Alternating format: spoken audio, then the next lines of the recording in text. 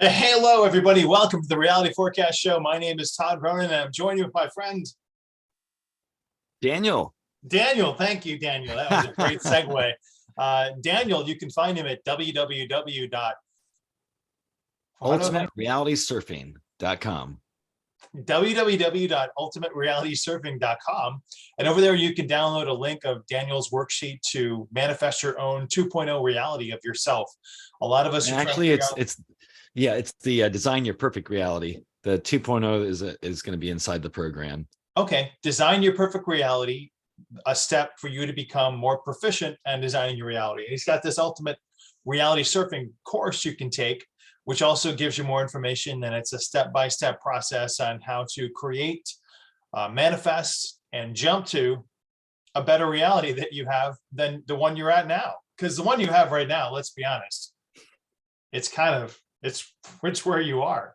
You want to get out of it. You want to make it better. What's the best way to do that? It's Daniel right there. He's the guy to ask about it. I love it too, because that is the problem that we all have. It's like we always want to get to the next place. It's like oh, I want to get to Florida. You get to Florida, like, man, it's sticky and all these people. I want to get to the hotel. You get to the hotel, he's like, I want to get to the restaurant. It's like it's never ending. It's like, we all need to just slow down and enjoy what we have, and then design what we want, and then enjoy every step of the way. That's what it's supposed to be about. That's good advice. Enjoy the journey. Mm-hmm.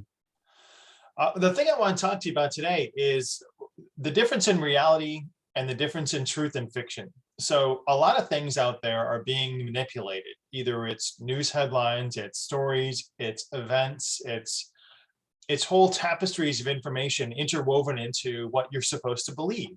Mm-hmm. And we believe it because higher authorities tell us that's what we should believe. And we trust that they're telling us the truth. We absolutely do. There are ways that you can determine what's truth and what's fiction in your everyday life. And remote viewing is a long process. It takes 30 to 40 minutes, and you want to sit down. I want to streamline that for you. I want to give you a better understanding of how to create your own higher discernment levels to figure out what's truth and what's garbage out there, Mm-hmm. Yeah. Well, I always wonder about the FDA. Oh, I guess we can't say that a lot. We'll bleep that one out. But Easy honked at us for that. The FDA. And I mean, but it's interesting how there's so many chemicals that cause cancer that's totally allowed in our food without us knowing it. Well, smoking's good for you. Well, it can be. It depends on what you're smoking. There's the scientists in Israel that have been studying cannabis now for 20 or 30 years. They actually found that smoking cannabis actually heals your lungs. And all the physicians of the past, which were called witches and wizards, but we're talking, just before 1450, it was commonly accepted that the witch doctor, or this doesn't mean in a small tribal unit, this is like modern society, they were the physicians, they were the chemists, they were the ones that knew what plant would heal you. And smoking actually was the easiest, quickest way to get a high concentration of that plant to heal a person. You're not supposed to smoke all the time. You're not supposed to do drugs or medicine all the time, but that would make a few companies out there starve to death, right? Everything in moderation. Yeah. So learning to follow your own intuition, and intuition and discernment are different tree branches of the same tree. You're going to help develop these skills in yourself. And I teach a course called Discernment 101. So it allows you to navigate the troubled, treacherous waters of everyday life. Everything's being thrown at you from either an AI source or a manipulative source or a doctored source. And you want to know what's true, because there are a lot of false avenues to follow along on the information superhighway. And you don't want to be distracted by those, because it draws your energy out and down. And it prevents you from evolving because you're caught in a false narrative. You're caught in a misdirection. And every time you're caught in a misdirection, that weighs you down, and it doesn't allow you to raise your frequency or your vibration level.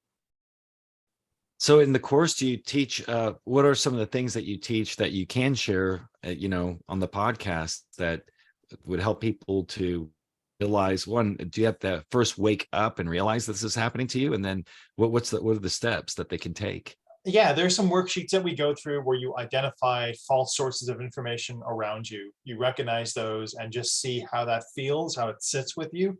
So you recognize the feeling within you as to what am I really sensing here? We walk through life and everyday experiences without feeling and emoting and really getting in touch with our body. And you have to recognize those symbols that happen within you that give you the kind of the heebie-jeebies, or the danger, danger, Will Robinson sign. You have to develop that within yourself. So you practice active listening, and active listening doesn't just mean with your ears. It means, what is your body doing?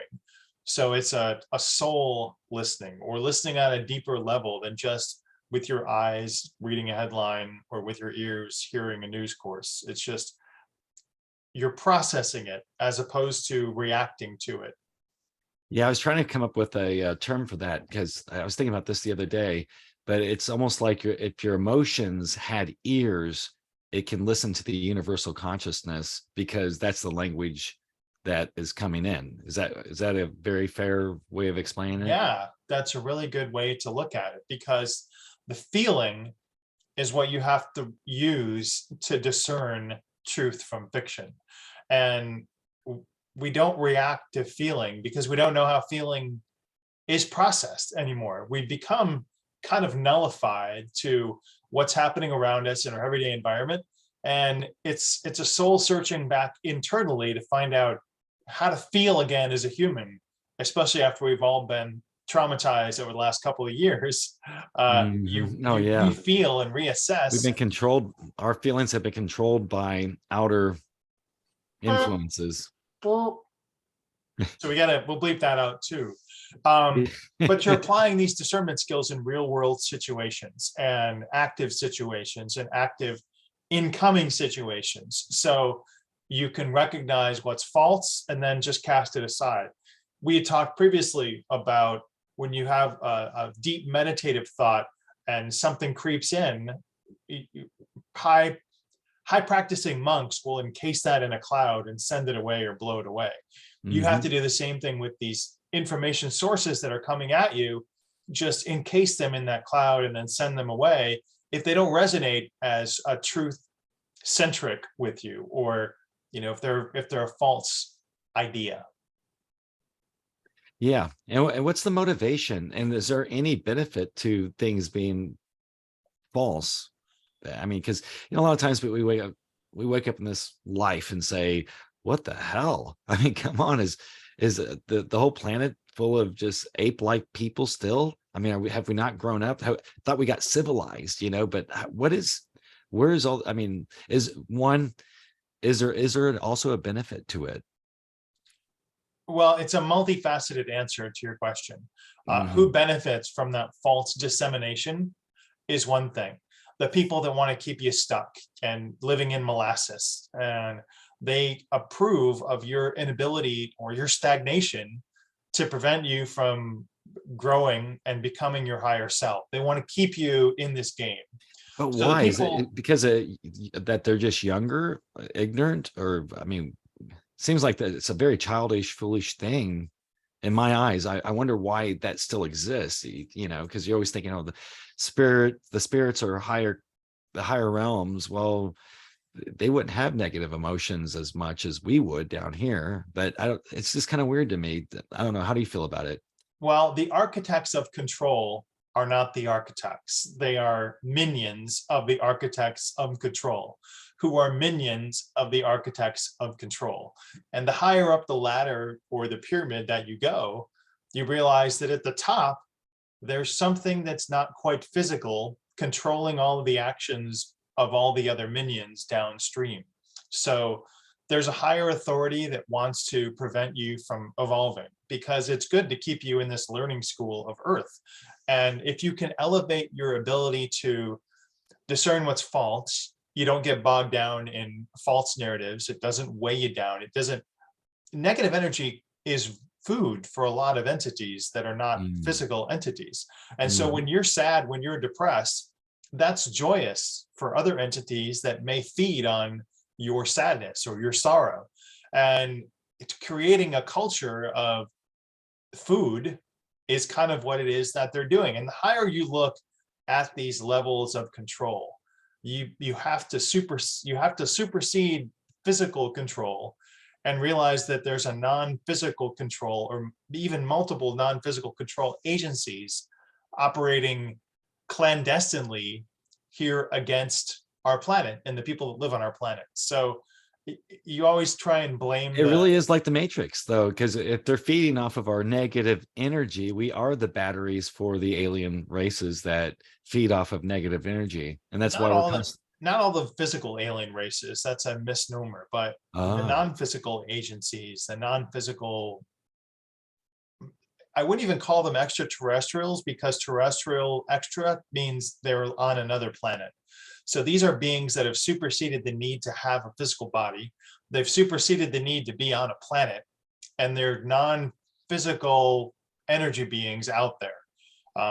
So I don't want to contaminate the idea of good ET races and bad ET races in my topics of discernment, but it did lead to a higher conversation of things that are unknown outside of most remote viewing think tanks. This is amazing. Yeah. And of course, since I come from the background of reality creation, I see these entities as Vadim Zeland calls them pendulums, which is also called by and the Kabbalion they're also called pendulums, that swinging back and forth, but they need the negative energy to keep that pendulum moving back and forth. But then it's an entity that sucks your energy. And so it's not necessarily, and their teachings, it's not necessarily a living creature. It's more of a complex. Or it's kind of like if you get the water in the ocean to start swirling, and next thing you know, it's sucking all the boats into the center of it, kind of like a black hole, maybe, but it feeds off of the negative energy.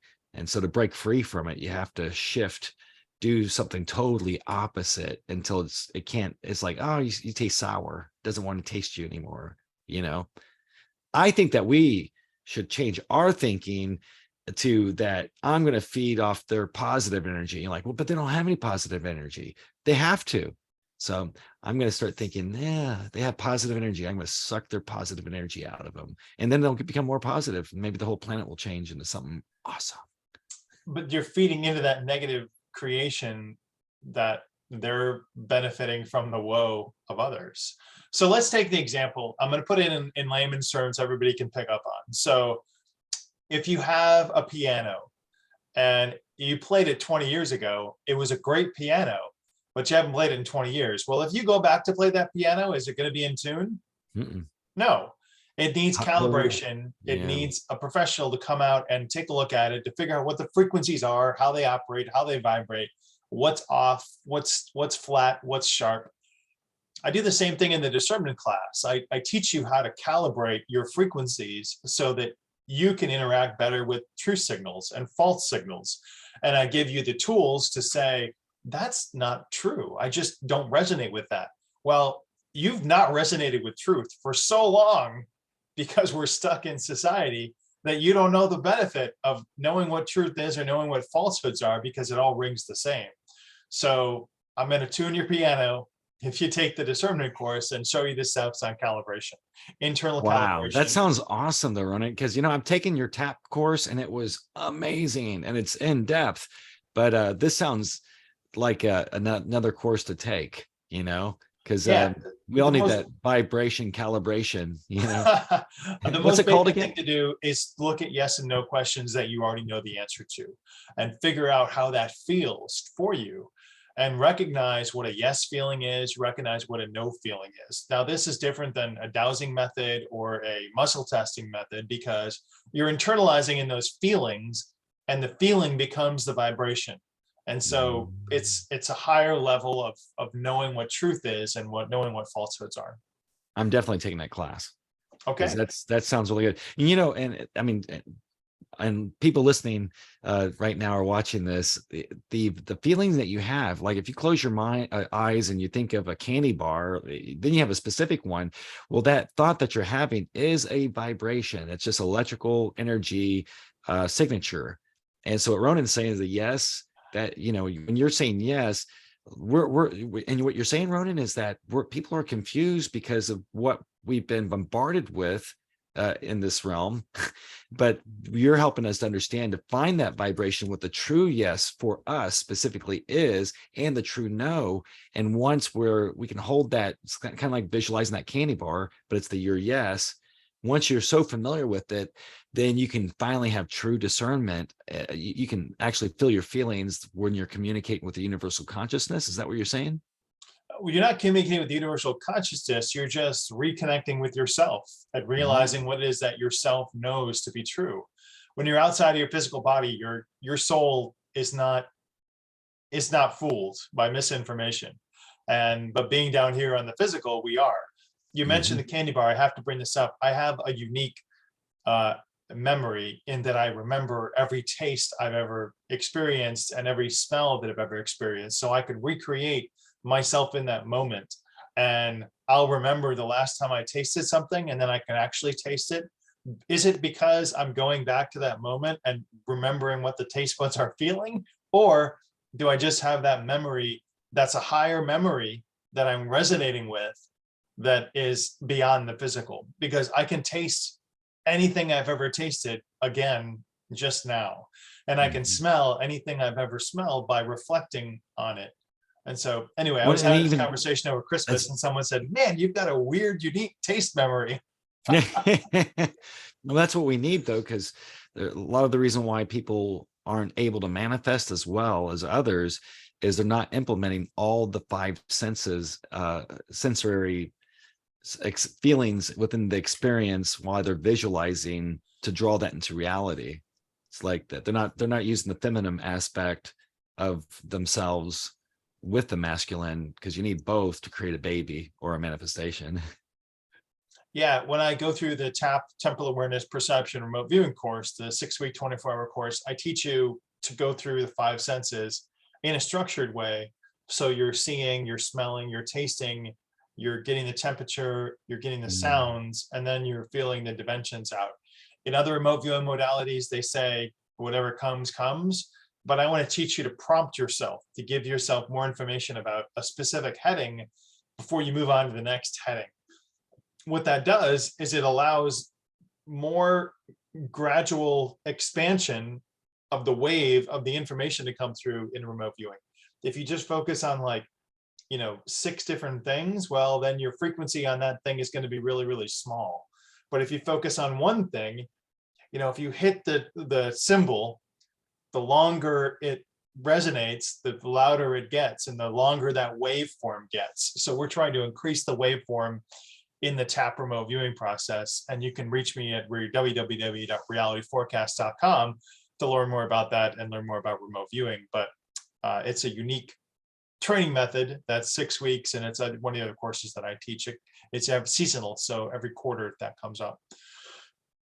Wow, you explained that well too. It's like if you have a connection, you're making that connection get bigger and bigger by your focus.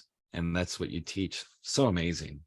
Yeah, it helps. And so with that discernment package and that discernment course, I'm not going to tune your piano once. It's going to be something that you'll need to keep up. And, every 6 months, it's a good idea to keep your resonant frequency up, so that you're able to detect what comes at you as a falsehood or a truth. Wow. That was awesome. Thanks, man. It's good seeing you. What do you, how's your course? What are you working on? How can people get a hold of you? I forgot to ask. Oh yeah. Just, this is great. I mean, you and I were doing a couple of podcasts. They can also listen to some of the topics that I have over on the Ultimate Reality Surfing podcast. It's a new podcast. Thank you, Ronan, because you've been very inspirational in that too. I've been doing the Dream Job radio show for 12 years, but we took a sabbatical from it for some time, and then we brought it back. But I think we're going to keep the Dream Job Radio separate, and then create this podcast, which is Ultimate Reality Surfing Podcast. Then, but yeah, they can find me at www.ultimaterealitysurfing.com, or you can Google, my name, Daniel Laxtons, is Laktins, and you can find me on TikTok. I usually do between 1 to 3 videos a day, where I'm teaching you all kinds of things on law of attraction, at least positivity, keep you happy and positive during the day. And if you like, you can download a free worksheet that's called Designing Your Perfect Reality. You can get that from the website or from the link on TikTok. And then lastly, if you'd like to become a part of the Ultimate Reality Surfing family, then you can hit me up on a Calendly. It's not right for everyone. It's mostly targeted for people that are wanting to become an entrepreneur. Maybe they've been in the corporate world for a while, and they've been getting ready to start a business, and they really feel like they need some insight or some more manifestation powers going on. That's good for them. Or maybe they are an entrepreneur, and maybe they just can't get past that $1 million or maybe a $10 million, whatever that goal is. They're like, what happened to my law of attraction skills? I've been there. It's happened to me. So, yeah, and that's what I will interject that I've lived in Austin for a number of years here in Texas, and I thought that I knew all the places. But when I hang out with Daniel, he takes me to the high level places where entrepreneurs hang out, and you get to see how entrepreneurs hang out and what it is that they talk about. And they're much quicker getting their points across. They're much more directed in their conversations. There's less small talk, there's less chit chat, but you have to be a professional about it. And raising your ability to communicate quickly is important in those circles. Thanks for letting me join that circle with you. And I hope everybody else can take your course and learn how to, get their dream job and create that reality track for themselves. Absolutely. Thanks for having me on the show. It's good seeing you, man. We'll be here again next time. I appreciate it. It's probably every Monday and Wednesdays, everybody, until it's not. So happy Groundhog's Day, everybody. It's good seeing you again. I hope you had a great one, and we will see you next time. See you next time. Bye, Daniel. Bye.